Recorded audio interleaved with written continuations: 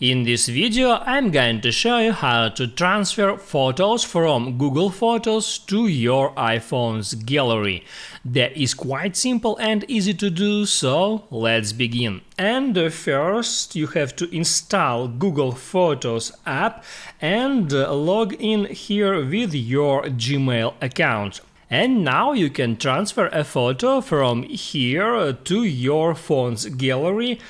Just open up the photo, hit a three dots icon, and there hit at download. And you have just saved this photo to your camera roll. Or if you want to transfer multiple photos, all you have to do is hold down on photo, then select some multiple photos, there hit at share, and next hit at save to device to save that photos to your phone's gallery.